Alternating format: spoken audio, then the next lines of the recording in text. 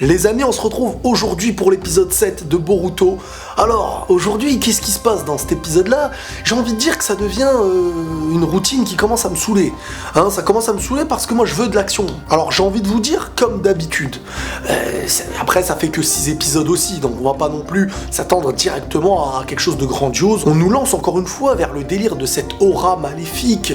Chaque personne qui déprime un peu se fait posséder. Mais pourquoi? Et le questionnement en est là. Alors, l'épisode commence directement, par contre cette fois-ci ça a été nouveau je trouve, avec une ambiance d'un style de série américaine un petit peu, musique très rythmée, burger en premier plan, voilà quoi, tu rentres, tu bouffes et tu te tires. Sauf que là Boruto était à l'intérieur avec Shikadai, il était en train de lui expliquer la manière dont il voyait l'aura en fait, l'aura maléfique. Et c'est là que Shikadai s'est vu poser la question du manipulateur. Pour qu'il y ait quelqu'un qui n'est plus dans le contrôle de soi, qui est possédé, c'est qu'il y a un manipulateur. Et quels sont les intérêts de ce manipulateur? Donc là, on rentre un peu dans le questionnement de tout le monde. Et à la fin, en plus de cet épisode-là, ce qui est bien, c'est qu'on aura vraiment, pas une grosse réponse, mais vraiment on nous dirigera vers un individu qui pourrait être manipulateur pour des raisons dont on ne connaît pas encore la suite. Bref, quoi qu'il en soit, il s'est dit que le coupable doit forcément avoir un objectif. Et sur le long terme, on va petit à petit apprendre à voir quel est cet objectif. Bon, de mon côté, il n'y a pas énormément de suspense parce que je trouve pas que cette chose-là, pour l'instant, a l'air d'avoir une très très grosse importance. Je suis encore dans le questionnement aussi de me dire que est-ce que dans l'animé, avec le manga, c'est quand qu'il y a le rapprochement? Est-ce qu'il y en aura un jour? Est-ce que ça devient deux choses complètement différentes? Bon, je sais que c'est avant le manga ce qu'on voit pour l'instant, mais c'est perturbant. Aucun personnage presque n'a été vu dans le manga, quoi, alors qu'on voit des persos qui ont l'air d'être proches de Boruto. Je suis dans le questionnement total quelque part. Dans cet épisode-là, on va faire face aussi à un individu assez étrange avec une dégaine un petit peu dans la coupe de cheveux et la froideur, j'ai envie de dire au début, en mode Orochimaru. Sauf que ça n'a aucun rapport avec ce personnage, je vous rassure. C'est juste la coupe qui se ressemble un petit peu, quoi. Et alors que les filles de la classe de Boruto se baladaient tranquillement, il y avait l'air d'avoir un espion mais qui les espionnait mais qui avait l'air en même temps d'être invisible. Donc il se met derrière toi, dès que tu te retournes, il n'est plus là. Et au fur et à mesure de l'avancée, il y avait Shosho qui pensait que c'était vraiment pour elle, que l'individu était en train de l'espionner elle, qu'il était attiré ou je sais pas ce qu'elle espérait en fait. Et dans cet épisode-là, on a une belle petite leçon de sagesse aussi, c'est lorsque Shosho va acheter des chips. Oui, dit comme ça a l'air complètement bizarre. Une leçon de sagesse, elle va acheter des chips. Ouais, ça va pas ensemble, mais tu verras que tout peut être une bonne sagesse quand on réfléchit un petit peu. Dans un rayon de plein de paquets de chips, il y avait les paquets de chips qui marchaient super bien, qui étaient affichés à la vue de tous, et il y avait un petit paquet de chips en bas qui était tout seul, que personne n'avait l'air de vouloir en fait. Un paquet comme ça qui était en bas que personne ne voulait. Et Shosho a donc décidé de prendre ce paquet de chips, bien qu'en le mangeant, elle n'aimait pas. Elle n'aimait pas ces chips, mais pourquoi elle les a pris à votre avis? Comme elle l'a dit, ces chips savaient qu'elles étaient mauvaises, mais elles ont toujours continué de tenter leur chance. Et cette petite phrase-là résumera un petit peu la philosophie qu'il pourrait y avoir avec le harceleur fantomesque. Là. Encore une fois, les filles qui se baladaient et un mec bizarre qui les espionnait de loin, sauf que là, il s'est fait attraper par Shosho.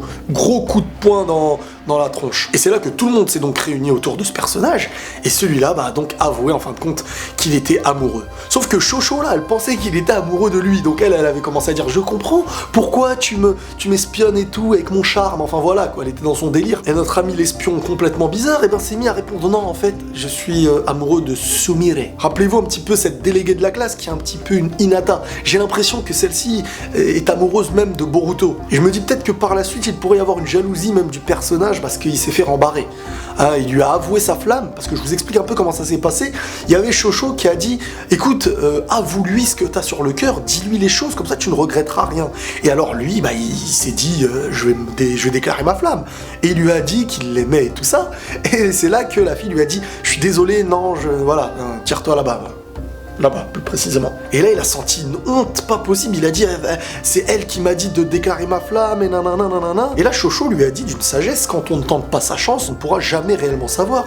Et ce n'est pas parce que la première fois que tu as tenté quelque chose que tu as perdu, qu'en fin de compte, tu ne réussiras pas. C'est très souvent même l'échec qui fait naître la réussite. Ça, c'est un petit peu ma manière d'en avoir tiré les leçons. Elle n'a pas dit tout exactement comme ça, bien sûr. Et par la suite, et ça, c'est ma théorie, en fonction de l'épisode, c'est tout à fait logique que ça s'est passé comme ça, vous imaginez bien qu'il y a eu la tristesse à l'intérieur de notre harceleur espion, et vous imaginez bien à ce moment-là que notre amoureux, là, il a eu de la peine. Qu'est-ce qui se passe encore dans Boruto quand un mec il a de la peine? Et ben dernièrement, il y a toujours ce petit truc là, quelqu'un qui a l'air de posséder à l'aide d'une aura maléfique une personne triste au fond du gouffre quoi. Et là il s'est passé des petites choses bizarres parce qu'au fur et à mesure de l'avancée de l'épisode, dans la classe quand ils étaient, il y avait des mots sur un mur, sur le tableau plutôt, du style je te vois.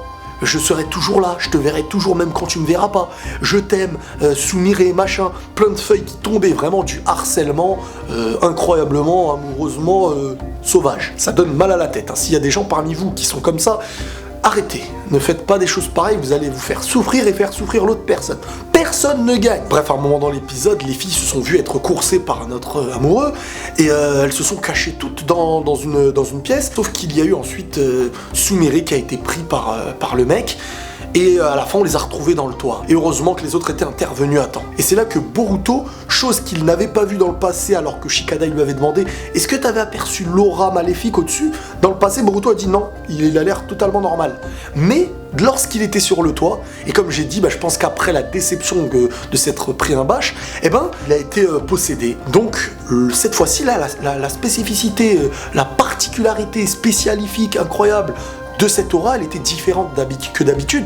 Elle avait l'air bien plus grosse, elle avait l'air bien plus maléfique aussi, et seul Boruto pouvait l'apercevoir. Ça ressemblait maintenant à vraiment un monstre qui se formait autour de la personne, à l'aide de la pupille de Boruto. Et vous allez comprendre un petit peu selon ma théorie après pourquoi ça continue d'augmenter comme ça, cette aura et tout ça. Bref, après le combat entre le personnage possédé et un petit peu tous les gars, toutes les filles du toit, il y a eu Shosho, qui a réussi à enlever l'aura maléfique, mais cette fois-ci à l'inverse des autres jours, c'était vraiment sans combattre, à l'aide d'un éveil. Elle lui a parlé, à l'aide de sa sagesse, ça a éveillé la personne au fond et ça a retiré l'aura maléfique. En fin de compte, pour dire les choses, ça a réellement touché la personne qui était possédée, qui a repris le contrôle de soi. Si tu fuis et que tu te caches, tu vas toujours échouer et personne ne te verra. Et en fin de compte, à la fin, elle a fait cette comparaison avec les chips qui étaient isolés, que personne ne voulait, mais qui n'ont jamais abandonné l'idée de pouvoir être accepté un jour, avec cette personne qui s'isolait,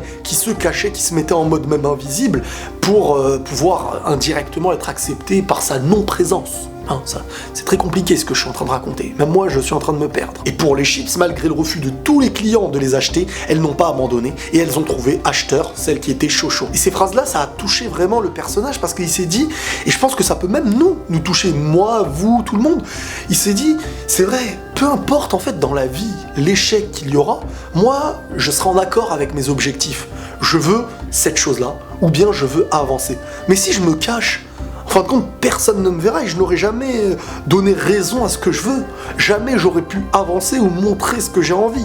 Je serais resté isolé et je n'aurais jamais eu le résultat de mes actes. Mais au contraire, toujours dans la frustration de ne pas avoir accompli quelque chose que peut-être j'aurais pu un jour réussir. Et grâce à ce choc émotionnel, celui-ci est redevenu normal. On a ensuite une vision de Shikadai, Boruto et Mitsuki qui étaient encore au resto là. Et ils ont parlé un petit peu par rapport à cette aura, comment ça se fait qu'elle est partie et tout ça.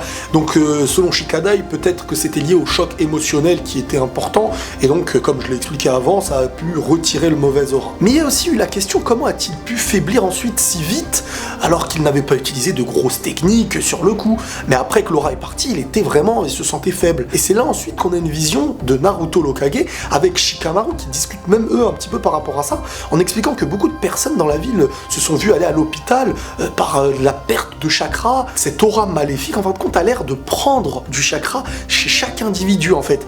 Et c'est peut-être au fur et à mesure du temps qu'il y a du chakra qui est aspiré par l'aura, là, par la personne qui manipule, que dès que Boruto voit la personne, l'aura a l'air bien plus maléfique et bien plus grosse comme il a pu le constater lorsque le mec sur le toit, il avait cette aura, ce chakra, ou appelle ça comme tu veux. Et la dernière scène de l'épisode, et peut-être même l'une des plus importantes, c'est encore Mitsuki isolé, cette fois-ci sur la statue de Naruto, si je me trompe pas, en mode Hokage là, et avec une vue sur la lune entière et qui parle à son serpent encore une fois et écoutez ce qu'il est en train de raconter. Boruto semble bel et bien le voir. Pour le décrire, il a parlé d'un monstre. Ensuite, il a dit « je continue ainsi » et en levant la tête vers la lune, il s'est dit « cependant, pourquoi seul Boruto peut le voir ?» Et c'est là qu'on a le questionnement par rapport à la pupille de Boruto, comment ça se fait, machin, machin, mais surtout, il y a un lien clair désormais avec Mitsuki qui a l'air au courant de ce qui se passe.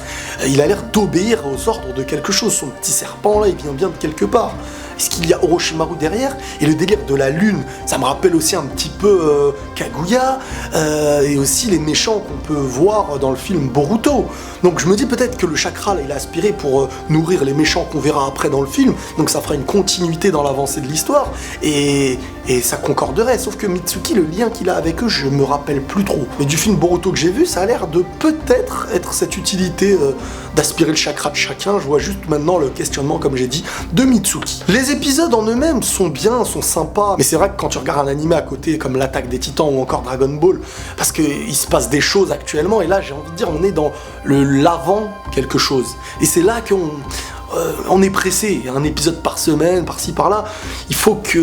Mais bon, c'est comme ça en fait. En fait c'est comme ça, donc je suis pas forcément déçu, mais je suis pressé d'avancer vers quelque chose où il y aura du danger, de l'importance, et là, comme tout début d'une histoire, il faut construire, il faut des personnages, il faut voir d'où viennent chacun, le caractère de chacun, les particularités aussi de chaque individu, donc c'est un petit peu normal aussi que ça avance doucement, et peut-être que dans 5-10 épisodes, on va être à fond dedans.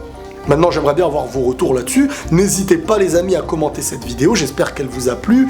Likez à fond si vous avez apprécié, abonnez-vous et réabonnez-vous parce que YouTube risque de vous désabonner et ça c'est la vérité, il y a plein de gens qui croient que je dis ça pour les abonnés. Non, si t'as pas envie tu te désabonnes pas, mais regarde quand même si t'es abonné, on sait jamais. Prenez tous soin de vous les amis et la paix sur vous. Je suppose que tu connais ce petit logo. Uchiwa Gang, Animus Store de Tonton Benz, la boutique. Et oui.